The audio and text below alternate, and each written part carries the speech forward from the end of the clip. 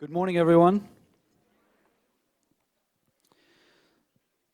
So I'd like to talk with you a little bit about seed independence, but before I do, I want to dip into what Joel talked with us about a minute ago here.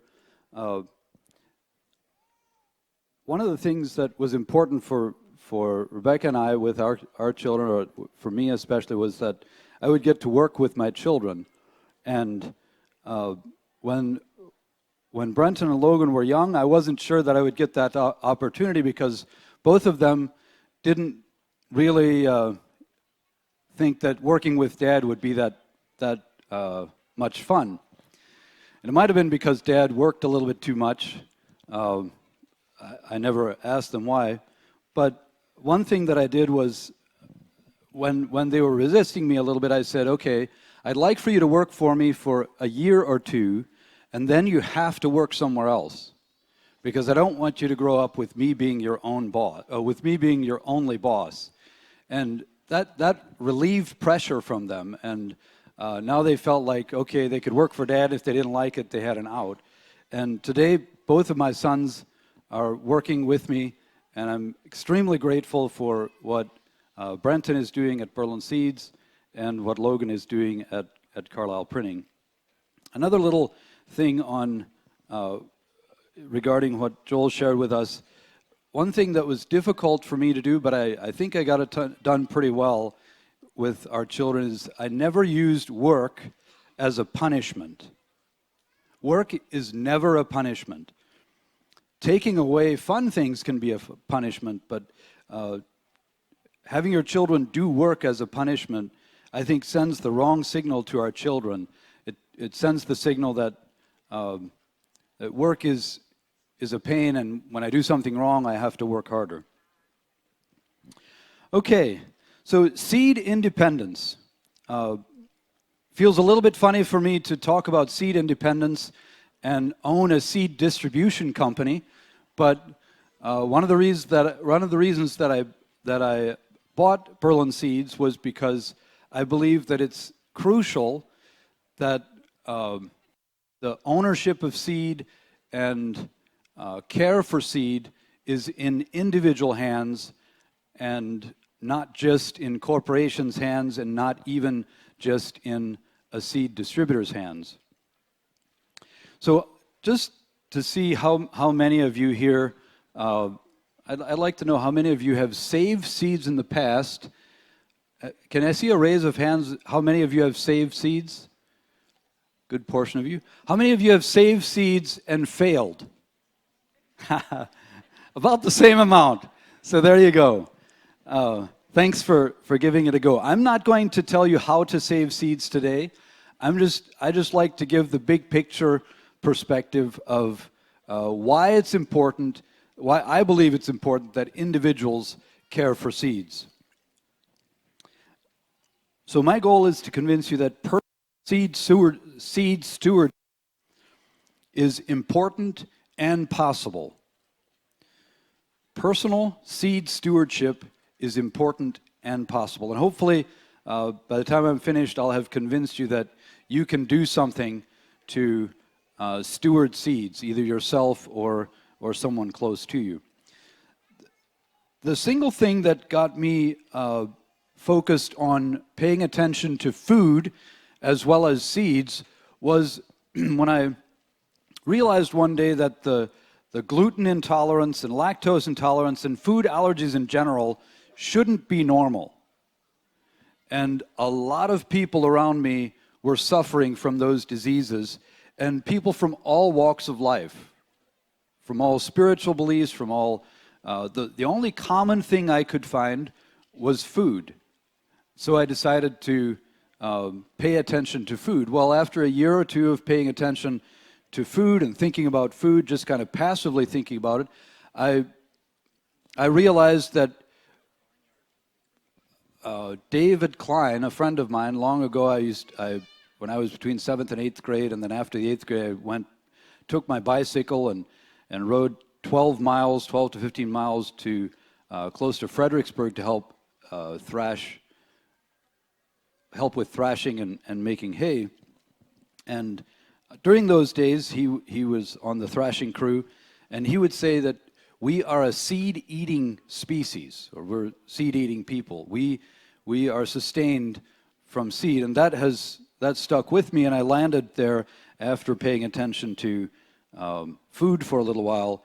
Seed and soil are, I think, the solution to the food allergy problem that we're experiencing today. And I also believe that the corporations don't hold the solution. I believe that you and I hold the solution. You and I are the only we can change the tide. Corporations are designed for profit. If they don't have profit, it doesn't work. Corporations care about profit. Moms and dads care about children. So if we care about our children, we shouldn't look to a corporation to make wise decisions for our children. We should make wise decisions for our children. And you and I can put pressure on them by asking them questions. We can put pressure on the corporation because the corporation has to follow the profit. And if the people demand something, they will start changing their ways. It'll take a while, but I believe if the people demand something, we vote with our pocketbooks, and well, I guess today we vote with our phones maybe, but we vote with our pocketbooks, and if we ask the right questions and put the right demands on a corporation, then the corporation will follow, because if they don't follow, their profits will suffer. So I know I'm speaking to the choir here today. All of you care about this, and so I was concerned that I'd be telling you things that you already knew. I hope I am telling you something you already knew, but I hope I'm also encouraging you on the path you're on and giving you extra ammunition for the road. So I'd like for you to think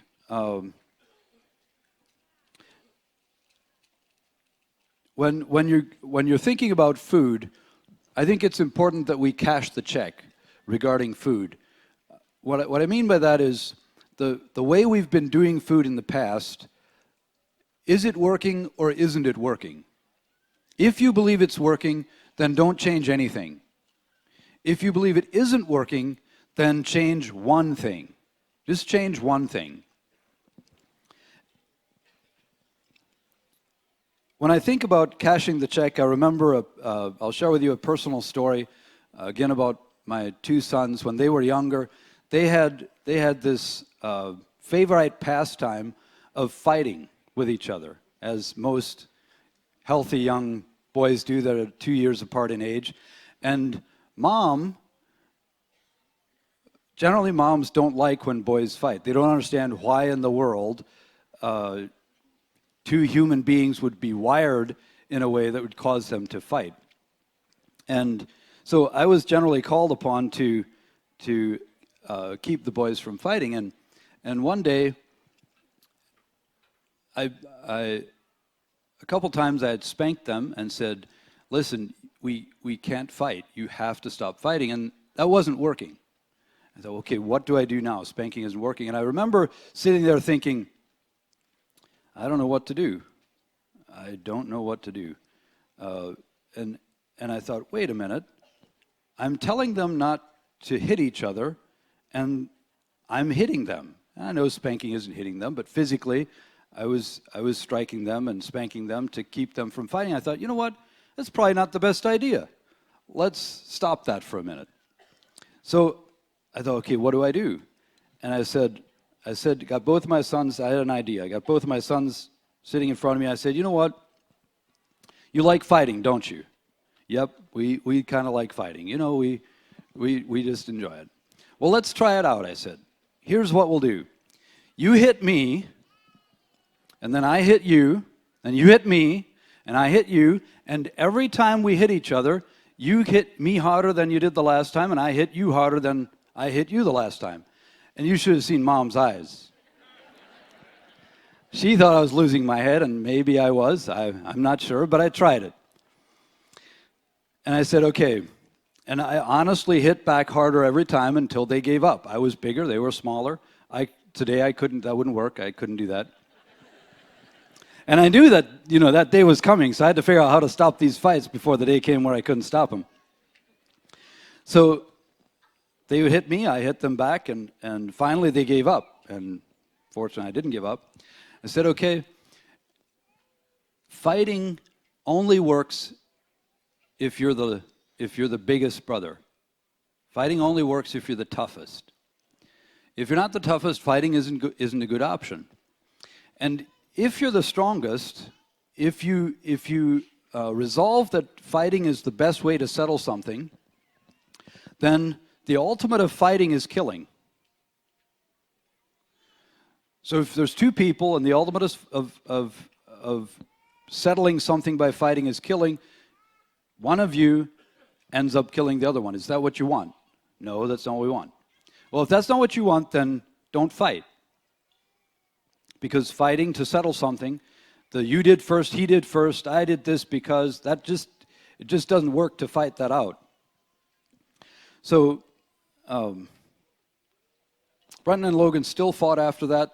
I think they may have fought more peacefully, but they understood that the end of fighting and that fighting to settle something is not the right solution, because ultimately, if fighting to settle something is the ultimate way of settling something, the strongest person will be by himself because he'll kill everyone else. So I'd like to do the same thing with seed and food. Take what you've been doing and cash the check. If it's working, if what you've been doing is working, keep on doing it. If it hasn't been working, do something different. I'm not sure that me sitting the boys down and telling them to hit me and me hitting, I'm not sure that was the right thing to do. But what I had been doing before that wasn't working either. And I believe what I did worked better. So why is seed independence and seed sovereignty important? As John mentioned, I believe seed is the only currency on the planet, or is the currency of the planet. All other currencies mimic seed. So I think the people who create our currency systems, I think they're jealous about seed, because seed is what they would ultimately like for their currency to be. I had a friend, Matt Beachy, and him and I shared a lot, and I would speak my mind to him, and one day, so he would go back to his furniture store and tell his crew something that I had shared. One day I walked in, and his salespeople said, "Hey, what's your word of wisdom for today?" And I said, "Well, seed is the only currency of the planet, and you don't have any. That makes you broke." And they looked at me like, what are you telling me? And I said, not only are you broke, I know you won't do anything different, even though I told you you're broke. You'll go home and you won't do anything different. That makes you broke and, I'm not sure, that makes you broke and stupid, I said. And these were friends, so I could kid with them like that. But I would like for every family to have what I consider currency, because I think it's important that currency, or that seed, is managed by individuals, not corporations and even seed distributors. Seed is a form of wealth, and I believe our Creator wants all of us to be wealthy. Our government says they want all of us to be wealthy. They tax the rich and pass it out to the poor, or so they say. And so I think there's some truth in them wanting to pass money around or get money in different people's hands, because the more that money circulates, the more tax it generates, or the more tax potential it generates. And I believe the same thing about seed. The more that seed circulates, the better off we are, because seed is in many different hands, and the responsibility for seed is spread. I consider Joseph in the scriptures. Joseph was a man of God in the scriptures, and he stored all of the grain. And as Christians, we see him as saving the known world. As Jews, I think commonly among Jews, they see Joseph as the beginning of slavery, as the beginning of bondage. And I think when food is in the hands of a few, then bondage is usually down the road. When seed and food is in the hands of many, then health and strength and freedom is sustained. So when you think about cashing the check, I'd like for you to, one of the things that generally we don't talk about when it comes to food is nutrition. And I'm not sure what the solution is with the lack of talk about nutrition. We buy based on looks, we buy based on price, and we judge our food based on looks, we judge based on price, but we don't necessarily have good ways to measure nutrition. And the other day I thought, isn't it odd that most of the really important things in life we don't talk about a whole lot? Most of the really important things in life, we kind of somehow we think that everyone should know about it, but we're not really responsible for others knowing. So I just made a quick list here of important things that we tend to leave just kind of brushed to the wayside. Our belief about God, it's commonly accepted for us to believe in something, but to share our belief is often seen as negative. Sex and reproduction, we often don't want to talk about that because it's just a difficult topic to talk about. I think we should talk about it more. I recently realized that it should be every dad's responsibility to talk to their sons about delivering a baby. I never saw it that way until our oldest son had a baby, and I thought, you know what? It's actually my responsibility to teach him. Color rendering I'm just going through my list here. Color rendering index in lighting. The quality of light. We talk about how bright something is, we talk about how energy efficient something is, but we don't talk about the quality of light. The nutrition in food, the ingredients in beer and wine. It's strange that the beer and wine industry somehow figured out that they want their labels they don't want to have to disclose what they put into their drinks. Profit in a company. I own 3 companies, and generally I don't talk much about profit. Interest on a credit card. We talk about what all we can buy with a credit card, but we don't talk about the interest. So I'd like to encourage you today to ask hard questions when you go to buy food, when you go to your neighbor, when you go to the farmer. Ask those hard questions in life, because individuals like you and I, asking the right question to people that we pay for their services, it's just responsible for us to do that. Bill Gates spends, according to a 2010 talk, Bill Gates spends most of his time at the Bill Gates Foundation studying 2 things. Anyone know what those 2 things are? Well, that's the video, but he says in that video, he says he spends most of his time at the foundation studying vaccines and seeds. Strange combination, vaccines and seeds. Studying life itself and then studying vaccines, which, I won't go into that topic, but he does talk about vaccines in lieu of talking about population reduction, which seems really strange. Either it's really easy for me to misunderstand his speech, he's not a very good public speaker, or somehow he just got those 2 things mixed together in that speech and didn't know what he was doing. But he talks about vaccines in that speech. So if Bill Gates, one of the men with more resources than we can imagine, spends his time studying seeds, I think it's worth your and my time to steward seeds. Another thing that I think gets in the way of us caring for seeds and caring for our planet is the common Christian escape mentality, where we believe that it's our duty just to get through this life, and then when we die, we go to heaven and everything is better.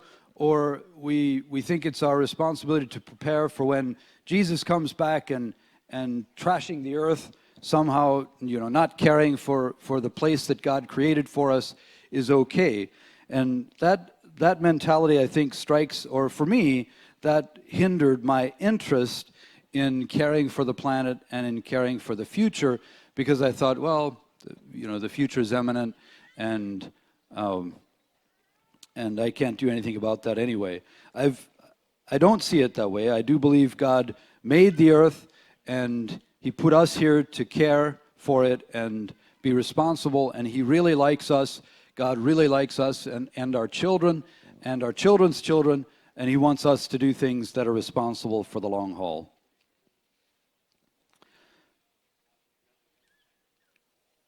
So when I challenge you to do one thing, I think of another personal story. I guess I'm stuck on my children today. I remember the day when I told my children that they are not allowed to say I can't. And when I said that, it seemed really harsh, because it felt like I was getting them into a corner, because what if I asked them to do something and they actually feel like they can't? What are they going to say? So I said, yes, I don't want you to say that you can't do something. If you say you can't, I'm going to spank you. But you can say, I don't want to. Now, if you don't think that takes a lot of guts as a parent to say to your kids they can tell you they don't want to do something, that's the whole thing you're fighting. That you ask them, I don't want to.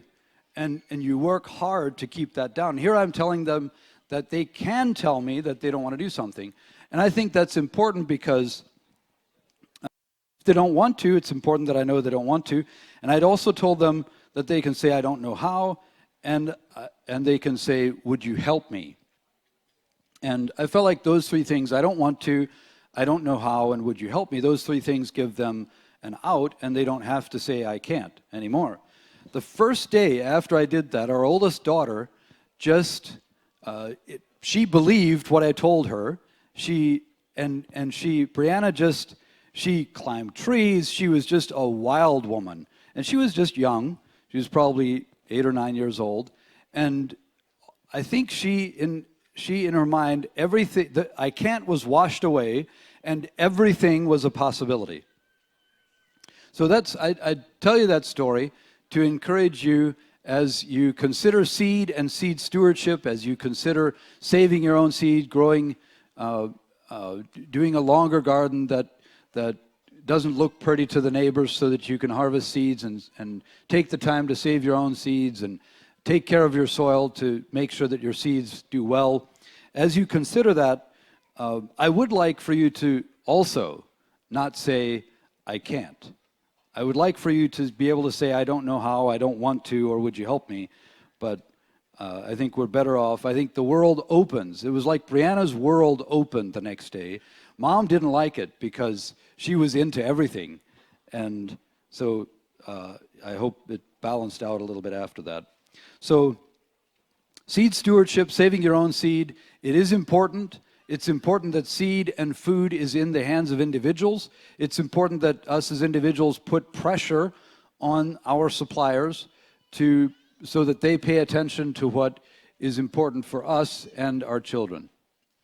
So thank you very much, and I hope you have a wonderful day. Welcome to Timbercrest. We have a really exciting speaker team here, as well as the tents are loaded with excellent exhibitors that I'm sure you'll be able to learn something from. Thank you. Thank you, Marcus.